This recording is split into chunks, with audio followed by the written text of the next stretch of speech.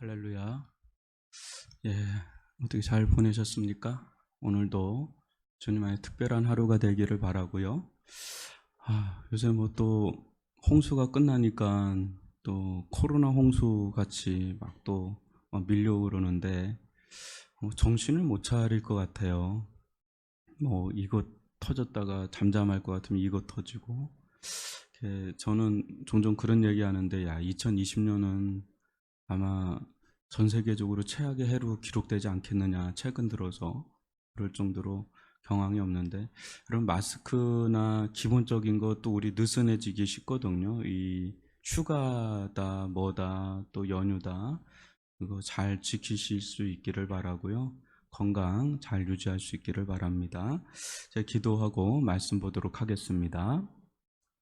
사랑의 하나님 아버지, 날마다 주를 묵상하게 도와주시고 의지하게 도와주시고 바라볼 수 있는 믿음을 저희들 가운데 더해 주심을 감사합니다. 소망은 오직 하나님께만 있음을 날마다 고백하는 저희들이 되기를 원하고, 우리 일선에 나가서 일하시는 우리 분들, 또 직장인들, 자영업을 하시는 분들, 여러 가지 어려운 가운데 노출되어 있는 우리 아이들, 주님께서 붙들어 주시고 긍휼히 여겨 주셔서 하나님 코로나로부터 온전히 지켜 주실 뿐 아니라, 아버지 하나님, 저희들이 마음껏 신앙생활하기가 제한이 많습니다. 일상생활하기가 제한이 많습니다. 신앙이 흐트러지거나 뒤로 물러섬이 없도록 이 와중에도 하나님만을 의지하는 믿음 더하여 주시옵기를 원합니다. 우리 환우들을 치료하여 주시고 회복시켜 주시옵기를 원합니다. 아버지, 길이 막혀있는 자들에게는 길이 열리고 뚫리는 일들 일어나게 하여 주시옵기를 원합니다. 하나님, 우리 가정주부들, 남편을 내자고 집에 내내 있는 우리 아이들을 양육해 나가는 데 있어 스트레스와 여러 가지 어려움을 당치 않도록 주님께서 그 마음과 생각을 지켜 보호하여 주시옵기를 원합니다. 우리 어르신들을 긍휼히 여겨주시고 매 순간순간 그 마음에 평안함이 있게 도와주시고 위로가 있게 도와주시고 소망이 있게 도와주시고, 아버지 하나님께서 그 마음과 생각을 아버지 하나님 강건하게 붙잡아 주시옵기를 원합니다. 함께하여 주시고 주님의 몸된 교회 또한 든든하게 쓸 수 있도록 은혜를 베풀어 주시옵기를 원합니다. 주의 성령께 모든 걸 의탁하오니 주의 성령께서 은행하시듯 아버지, 우리 성도들 한 사람 한 사람들을 매만져 주시고 인도하여 주옵소서. 예수님의 이름으로 기도합니다. 아멘. 오늘 함께 볼 말씀은 신약 성경 로마서 4장 17절로 22절입니다. 신약 성경 로마서 4장 17절로 22절 말씀을 제가 봉독해 드리도록 하겠습니다. 기록된 바 내가 너를 많은 민족의 조상으로 세웠다 하신가 같으니, 그가 믿은 바 하나님은 죽은 자를 살리시며 없는 것을 있는 것으로 부르시는 이시니라. 아브라함이 바랄 수 없는 중에 바라고 믿었으니 이는 내 후손이 이 같으리라 하신 말씀대로 많은 민족의 조상이 되게 하려 하심이라. 그가 100세나 되어 자기 몸이 죽은 것 같고 사라의 태가 죽은 것 같음을 알고도 믿음이 약하여지지 아니하고 믿음이 없어 하나님의 약속을 의심하지 않고 믿음으로 견고하여져서 하나님께 영광을 돌리며 약속하신 그것을 또한 능히 이루실 줄을 확신하였으니 그러므로 그것이 그에게 의로 여겨졌느니라. 아멘. 오늘은 아브라함의 영성 네 번째 시간으로 믿음의 성장과 성숙이란 주제로 함께 말씀을 나누도록 하겠습니다. 지난주까지는 저희가 아브라함의 어떤 믿음의 어떤 여정, 영성의 여정의 전반부를 살펴봤다면, 이번 주는 이제 후반부로 들어오면서요, 아브라함의 믿음의 형성 과정, 또 성장과 성숙에 대해서 좀 살펴보겠습니다. 사도 바울은요, 자기의 이제 서신서마다 아브라함을 매우 중요하게, 아브라함의 그 믿음을 굉장히 중요하게 다룹니다. 이유는 아브라함은 오늘날 신자들의 믿음의 효시라 할 수 있기 때문에 굉장히 이 로마서, 갈라디아서 곳곳에, 히브리서 곳곳에 아브라함의 믿음에 대해서 많이 다루는데요. 아브라함의 믿음은 두 가지 측면에서 먼저 우리가 살펴볼 때 이 믿음이 어디서 생겨나는가? 아브라함의 여정 속에서 믿음이 언제 생겨나는가? 우선은 그가 가진 그 믿음 있죠, 신앙. 그것은 이렇게 스스로 이게 산출해낸 게 아니라는 거예요. 믿음은요, 이렇게 산출해내듯이 산출해낼 수가 있는 게 아닙니다. 우리는 내가 막 믿음을 쥐어짜듯이 막 믿음을 이렇게 하는 경우가 있는데, 초반부는 그렇게 생기는 게 아니에요. 이제 뒤로 가면 그게 필요한데, 초반부는 어떻습니까? 여러분들 아시다시피 메소포타미아, 이 갈대 우르 지역에서 그 아버지 데라는 뭐 했던 사람이에요? 우상 사업을 했던 그런 사람이었단 말이죠. 거기에 장남입니다. 그 가업을 이어받을 그런 사람이니까 그 또한 우상 숭배자지요. 그런 그가 어떻게 이런 믿음의 사람이 되었는가? 이유는 하나입니다. 하나님께서 주권적으로, 일방적으로 그에게 찾아오신 거예요. 그에게 찾아오셔서 그에게 말씀을 전하죠. 너는 너의 본토 친척 아비집을 떠나 내가 내게 지시할 땅으로 가라. 이 영광의 하나님을 목도하는 가운데 그의 말씀을 들으니 그 말씀이 권세 있게 다가온 겁니다. 압도해 버리는 거죠. 그 순간에 그는 본토, 자기 고향, 또 친척, 또 아버지, 그 정과 인간적인 얼마나 기본적인 정 아닙니까? 그죠? 밑바닥에 깔려있는 정이잖아요. 그 모든 연을 다 끊어버릴 수 있는 그 강력한 침이 그에게 들어왔기에 그는 이제 믿음의 여정을 시작하게 된 단추가 되는 거예요. 우리로 본다면 어떤 건가요? 우리가 본다면 우리가 뭐 처음부터 믿음을 가지고 응애하면서 태어난 사람 있어요? 그런 사람 없습니다. 우리가 제대로 믿음 생활을 시작한다면 이와 같습니다. 어떤 사람은 다양해요. 뭐 자기가 죽을 고비를 넘겼다거나 아니면 병이 나았다거나 또 뭐예요? 뭐 환상을 보거나 꿈을 꾸거나 뭐 이렇게 믿음 생활을 시작한 게 굉장히 다양해요. 이렇게 여러분 들어보면 의외의 사건을 통해서 믿음 생활을 하는 사람들이 꽤나 많아요. 제가 그 전에 있던 곳에서 진짜 많이 들었던 얘기가 예배당 문 열고 들어오자마자 눈물 쏟았다는 사람들이 그리 많았어요. 예전에. 요즘에는 좀 뭐 덜한데 예전에 막 개척하고 막 한참 막 할 때는 그냥 본당 문을 열고 들어오는데 그냥 하염없이 그냥 눈물 쏟아지더라는 거예요. 하나님이 이렇게 딱 품에 안는 것 같이. 그렇게 해서 믿음 생활하는 사람들이 아주 회자가 될 정도로 굉장히 많았습니다. 그런데요, 가장 정확한 믿음 생활은 뭘까요? 가장 정확한 믿음 생활. 그건 뭐냐면요, 이 복음 있죠. 예수의 십자가, 예수의 부활, 이 예수의 복음 있죠. 이 복음이 그 말씀을 받는데 그냥 말씀만 받는 게 아니라 그건 누구나 받잖아요. 그건 뭐 누구나 듣잖아요. 근데 그거를 듣는 가운데 그 십자가에 달리신 예수의 십자가 속에서 사랑의 영광에 압도되는 경험을 해야 되는 거예요. 그러니까 말씀 속에 계시된 하나님을 만나야 그때 비로소 인격적인 믿음이 생성되는 거예요. 저는 그 경험이 있어서 시작을 했거든요.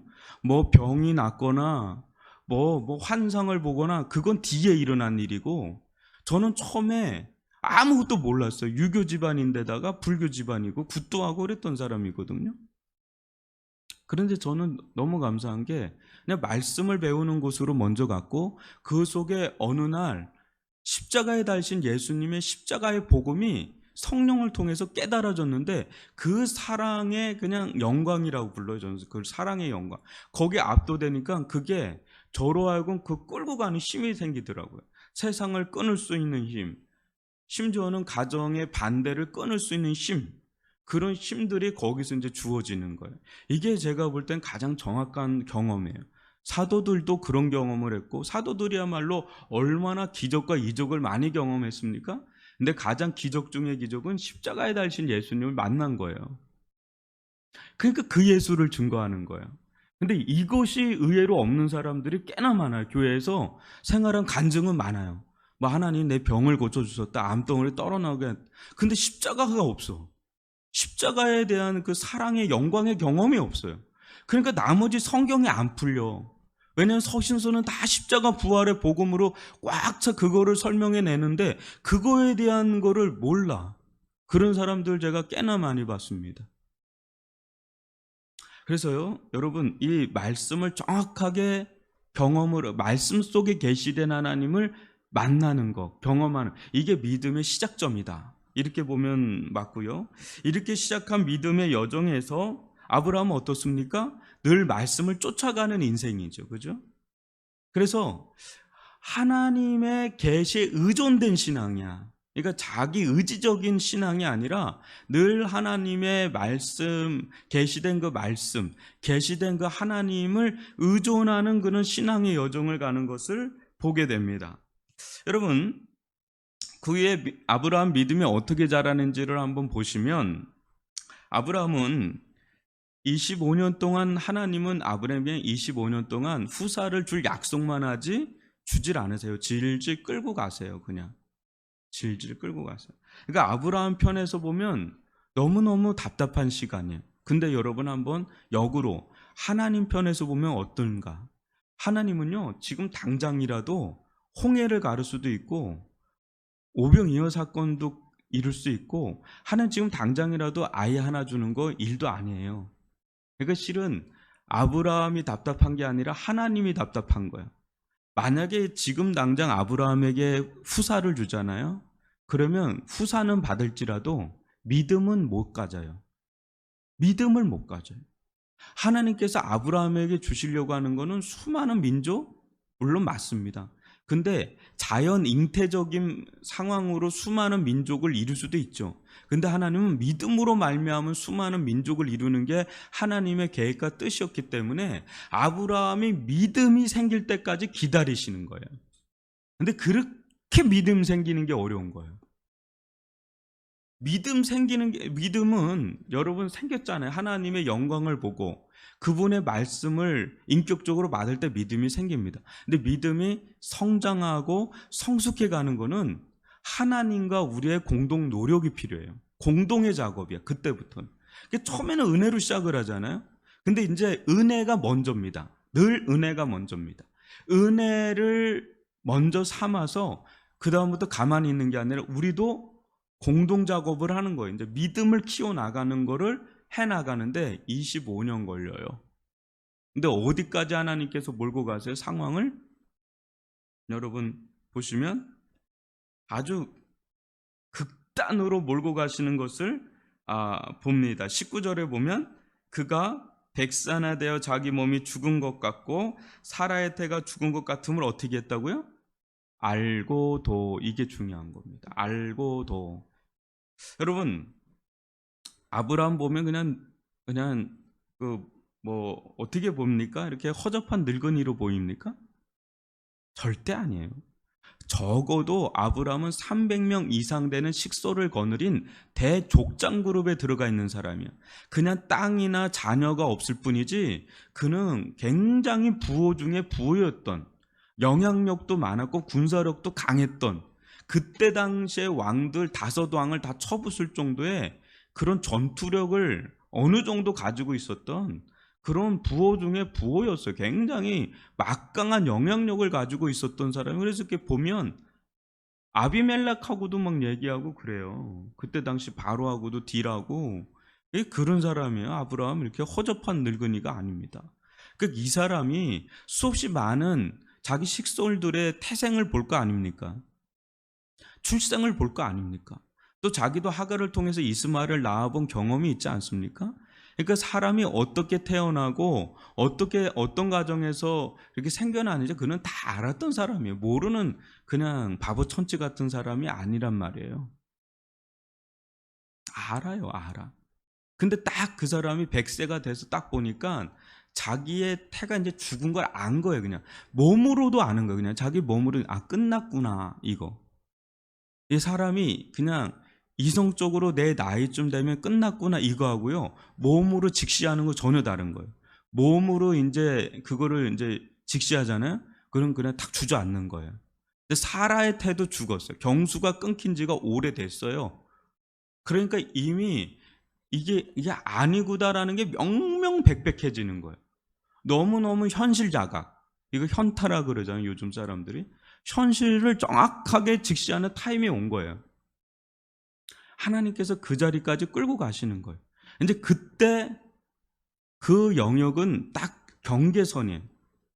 현실을 정확하게 바라보는 그 타이밍이 오는 순간에는 이제 절망하거나 주저앉거나 낙심하거나 낭망하거나 절대적 포기로 들어가거나 절대적 절망으로 들어가거나 그러든지 아니면 믿음의 장벽, 그 높은 믿음의 장벽을 뚫어버리든지 뛰어넘던 데서 믿음의 영역으로 들어가든지 딱 그 기로선상에 놓여있는 그 시간이 언제냐면 100세예요. 딱 정확하게 죽은 거예요. 1도 소망이 없어요. 인간적으로는 1도 소망이 없는. 그 전까지는 약간 일말의 소망을 가져요. 일말의 기대감을, 야, 이렇게 하면 좀 되지 않겠나. 좀 기다려보자. 뭐 이런 거 있잖아요. 자기의 경험, 자기의 이성에 대한 어떤 거, 자기가 어떤 바라봤던 어떤 세상에 좀 이렇게 인간적인 생각들, 계획들, 계산들 있잖아요. 야, 요거 요 정도 되면 좀 되지 않겠냐. 요거 요 정도 하면 되지 않겠냐. 뭐 이런 것들 있잖아요. 그런 어떤 사슬이 다 끊겨지는 거예요.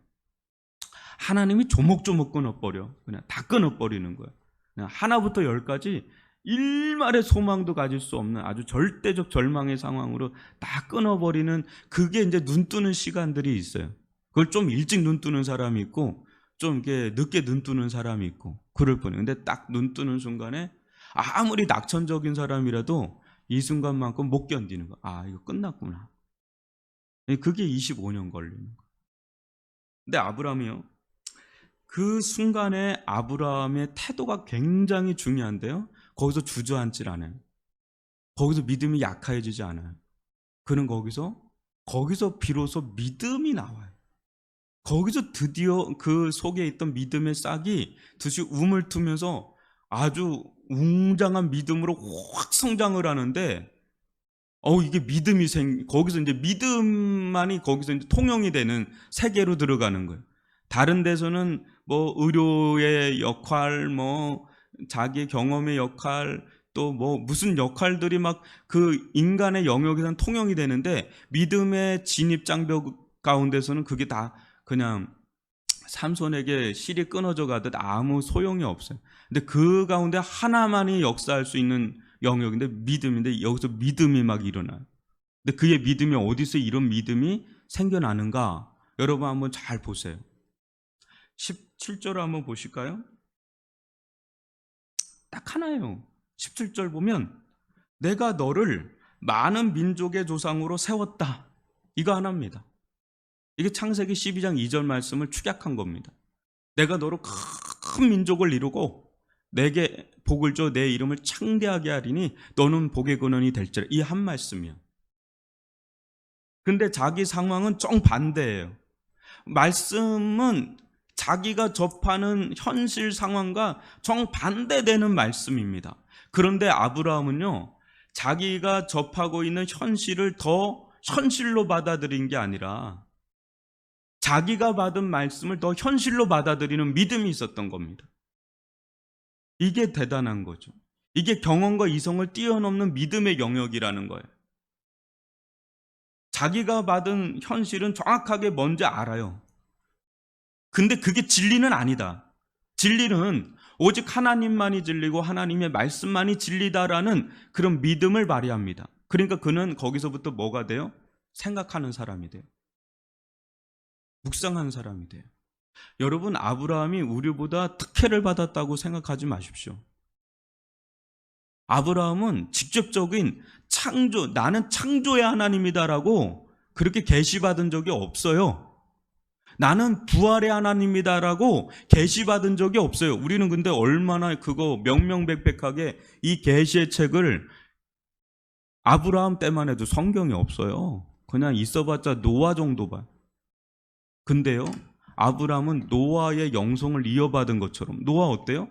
자기 현실은요 120년 동안 쨍쨍합니다. 그렇게 하늘이 맑을 수가 없어요. 그렇게 세상 살기 좋을 때가 없다고요.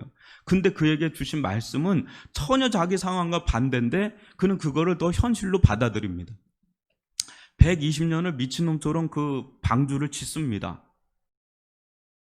사람들한테 얼마나 손가락질 당하겠어. 이 머저리 같은 놈. 아이고 정신 차려라. 너 뭐 하는 짓이냐. 그 120년 동안. 120년 세월이 여러분 포기하기가 몇 번을 포기해도 포기할 만한 10년이면 강산이 변한다는 말인데 12번 강산이 변하는 그런 시기인데 그는 합니다. 왜요? 하나님의 말씀 더 진리니까. 하나님의 말씀 더 현실이니까. 그걸 더 믿습니다. 근데 아브라함이 꼭 그와 같아요. 그는 생각하는 거예요. 아니, 지금 나는 상황은 이런데 이성을 거기서 쓰는 거예요. 믿음을 통해서 이성을 써야 되는 거예요. 믿음을 배제한 이성이 아니라 믿음 속에서 이성을 발휘해야 되는 건 생각한 거예요. 아니 이 말씀이 이루어지려면 그럼 어떻게 해야 되는가? 나는 내 태도 죽고 사라 태도 죽었는데 그러니까 뭐예요? 아브라함 거기서 생각해낸 겁니다. 뭐예요 그게?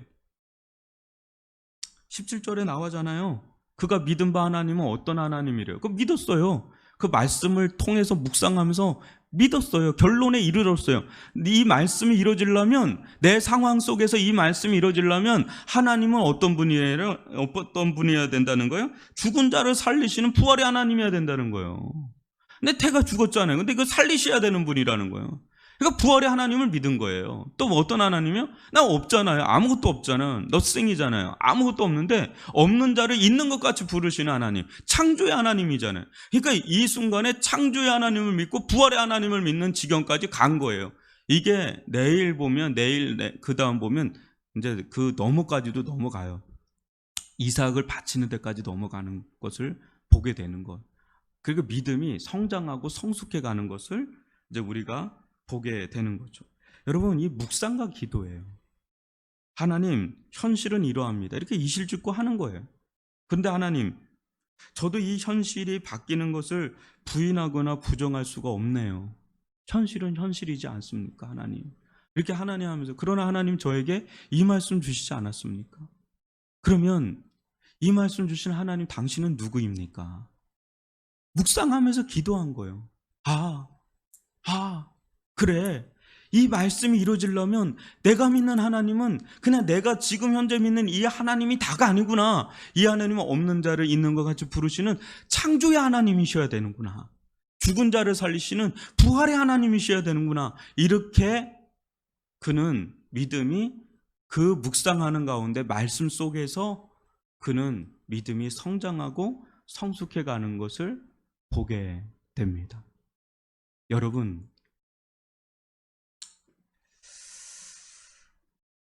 저를 포함해서 많은 분들이 오늘날 믿음이 좋은 것 같으세요? 아니면 믿음이 참 예전보다도 못한 것 같으세요? 그러니까 일반적인 사람들을 말해요. 옛 어르신들보다 옛날 왜 한참 막 그냥 우리 전성기 때가 있었잖아요. 그때 믿음 좋았던 분들이 있잖아요. 그거하고 오늘날 사람들의 믿음하고 어떤 것 같으세요? 여러분 교회가 사이즈가 작습니까? 교회 프로그램이 적습니까? 아니면 세션이 부족합니까? 뭐가 부족합니까? 아마 옛날로 돌아가서 여러분들 부흥사 설교 들으면 아주 웃기지도 않을 수도 있어요. 아니 저게 설교야? 오늘날 설교도 얼마나 세련되고 얼마나 더 성장했는지 몰라요. 우리나라 신학도 그렇고 교회 사역도 그렇고 옛날하고 비교할 수 없어요. 근데 믿음은 비례하는 것 같지가 않은 거예요. 덜덜덜덜 떨리는 거야. 조금만 되면 위축되고 힘을 못 발해요. 지금도 설교 얼마나 많이 듣습니까? 유튜브를 통해서 인터넷을 통해서 설교를 막 쇼핑하듯이 얼마나 많이 듣습니까? 근데 믿음이 자라질 않네요. 믿음이 자라질 않아요. 왜 그러죠? 소비주의적 성향이 있었어요. 소비주의적 영성. 유튜브나 이런 거 계속 돌아다니잖아요. 그러면 그걸 무시하지 않습니다. 지금 우리도 이렇게 방영을 하니까. 근데 그걸 돌아다니다 보면 나도 모르게 그게 세상에서 만들어낸 플랫폼이잖아요. 나도 모르게 배이는 거야. 설교를 소비하는 거예요. 목사님, 저 목사님 설교 좋네, 저 목사님 설교 별로네, 다 판단하면서 이렇게 자꾸 소비가 되는 거예요. 자꾸 이렇게 소비는 어떻게 되죠? 그걸 쟁겨놓지 못하고 자꾸 배출하잖아요. 그걸 배설의 영성이라고 그러거든요. 자꾸 배설이 되는 거야. 내 안에 채워지는 게 아니라 자꾸 배설이 되는 거예요. 차라리 저는 이렇게 생각을 합니다. 설교 한 편을 여러분들이 곱씹으면서 한번 묵상하면서 연구를 하면서 깊이 그걸 묵상을 하면서 기도를 하면서 설교 한 편이라도 제대로 소화를 하느냐라고 저는 오히려 되묻고 싶어요. 많이 듣는다고 그게 능사가 아니에요. 책을 많이 읽는다고 그 사람이 대단한 사람이 될 것 같죠? 안 그래요. 책 한 권이라도 제대로 띈 사람이 그 사람이 눈이 열리는 거예요. 설교 한 편이라고 하더라도요, 그거를 제대로 묵상하면서 그걸 자기에게 적용하고 곱씹고 묵상하고 기도하고 그 한 편이라도 그게 믿음으로 부합돼야 그게 믿음이지. 그거 뭐 10편 100편 듣는다고 그 믿음이 생기는가 한번 보십시오. 해봤잖아요. 안 생겨요. 그렇게 그거를 곱씹고 묵상해서 내 걸로 만들어야 그게 내 거예요. 내 걸로 만들어야 그게 내 거예요. 내가 실천해야 내 거야. 내가 그걸 해야 그게 내 거라는 거죠. 아브라함은요, 그 한 구절이에요. 내가 너로 많은 민족의 조상으로 세웠다. 그 한 구절을 평생 25년 동안 묵상한 거니까 그 묵상의 결론이 그렇게 돼버린 거예요. 한 구절, 말씀도 많이 아는 게 매우 중요해요. 근데 한 구절이라도 여러분이 깊이 묵상을 해보시고 기도를 해보십시오. 그러면 그 말씀 안에 얼마나 진액이 뽑아져 나오는지 내가 캐내는 거야. 이제는 내가 캐는. 어떤 분은요, 제 설교문을 5번도 더 읽더라고요. 5번, 6번을 읽더라. 줄 치면서. 저보다 더 많은 걸 깨닫는 거예요. 왜? 그냥 말씀 자체를 그냥 자기가 묵상하면서 그거를 보조 삼아서 하는 거니까요. 한 편을 가지고도 적용하고도 다 적용도 못해요. 지난주 설교 여러분, 주일 설교 여러분 다 소화됩니까? 주가 쓰시겠다 그 하나만 묵상해 보세요. 내 집은 만민이 기도하는 집이다라는 그거 하나만 묵상해 보십시오. 여러분들의 삶에 커다란 변화가 일어납니다. 깨달으면 그런 거예요. 그러니까 이 말씀을 우리가 이 아브라함의 영성이 그겁니다. 그걸 그대로 받아서 그걸 묵상하고 자기 삶에 접하고 하는데 그게 어디까지 이루어지게 되냐면 여러분 그 이후에 한번 보세요. 20절로 21절 보면 믿음이 약하여지지를 않아요. 오히려 믿음이 없어서 하나님의 약속을 의심하지 않고 믿음으로 오래 견고해지는 겁니다. 견고해져서 하나님께 영광을 돌리는데 어디까지 가냐면 능히 이루실 줄로 확신하는 단계까지, 아주 확신의 단계까지 가요. 자기 상황은 이런데 아예 그거는 그냥 무시해버리고 하나님 말씀이 확실하게 이루어집니다. 하나님 말씀은 분명하게 이루어집니다. 하나님 말씀은 진리입니다 할 정도로 확신에 이루는 것을 보게 됩니다. 이것이 아브라함의 믿음이 형성되고 성장하고 성숙해가는 과정을 보여주는 대목입니다. 여러분들에게 주신 하나님의 말씀이 있을 겁니다. 레마의 말씀이 있을 거예요. 제가 말하는 걸 잘 들으십시오. 설교를 듣는 걸 무시하라 그런 게 아닙니다. 말씀 많이 보라 그게 아니라 그 중에서도 내가 한 말씀이라도 설교 하나라도 여러분들이 제대로 띠라는 거예요. 떼고 넘어가라는 거예요. 묵상과 기도의 깊이를 깊이 해나가면서 그 말씀에서 하나님을 내가 스스로 깨닫는 생산자적인, 영적인 생산자적인 믿음의 생산자가 돼서 그래야 그게 내 거예요. 그래야 그게 나예요. 그래서 믿음이 큰 사람들이 되기를 주님의 이름으로 축원합니다. 오늘 이 말씀을 가지고요, 우리 자신을 위해서 기도하고 나라와 민족을 위해서, 교회를 위해서 기도하다가 우리 자유롭게 나가도록 하겠습니다.